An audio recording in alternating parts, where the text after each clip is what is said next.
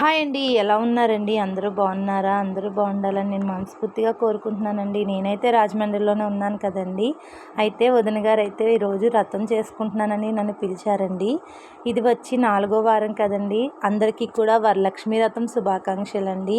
అలాగే మా వదిన గారు వ్రతం చేసుకుంటున్నారంటే నేనైతే ఊరుకోలేకపోయానండి. ఎందుకంటే అమ్మవారిని అంత బాగా డెకరేషన్ చేశారు కదండి.